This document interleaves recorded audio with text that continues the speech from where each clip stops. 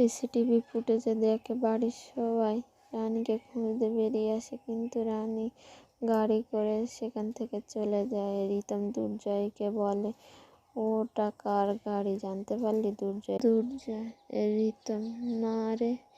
এদিকে শুক্লা বাড়িতে এসে সবাইকে বলে যে আজকে রানীকে দেখেছি। কাঁদতে কাঁদতে বলে, বাচ্চাটা কিন্তু নিয়ে এলো, আমার সাথে দেখা না করে চলে গেল। আমি আমার নাতনিটা কতদিন দেখি না।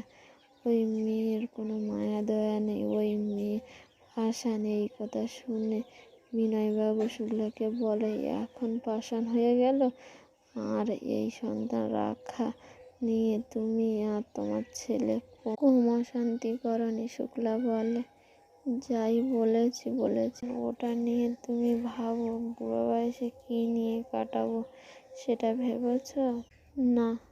ওদিকে রানী রাস্তায় পিকলুকে দেখে পিছনে পিছনে যায়। এদিকে দুর্জয় সবাই আলোচনা শুনে ড্রয়িং রুমে এসে সবাইকে বলে, রানী যে আজ নার্সিংহোমে এসেছিল, আমার সাথে দেখা না করে চলে গেল। জানি না ও কী কারণে এসেছিল, তবে এর থেকে বোঝা গেল যে সম্পর্কটা আর কোনো দিনও জোড়া লাগবে না। আর আমি সেটা বুঝে গেছি। আরও ইচ্ছা নেই সম্পর্কটাকে জোড়া লাগানোর। তাই আমি ঠিক করেছি কয়েক বছরের জন্য ইউএস চলে যাব, একটা কোর্সের ব্যাপারে। ওখানে পেয়ে গেছি, কোর্সটা কমপ্লিট করার পর ওখানে জয়েন করে নেব। এখানে আর ফেরার ইচ্ছা নেই। এই কথা শুনে বাড়ির সবাই অবাক হয়ে যায়।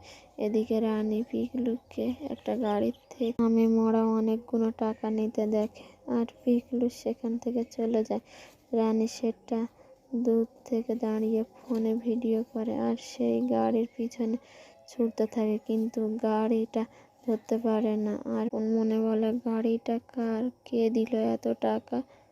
সে যাই হোক, তাকে তো খুঁজে বের করতেই হবে। আর পিকলুদা এই অঞ্চলেই থাকে, সেটা খুঁজে বের করতে হবে। হাতে নিস্তার নেই, পালিয়ে বাঁচবে না।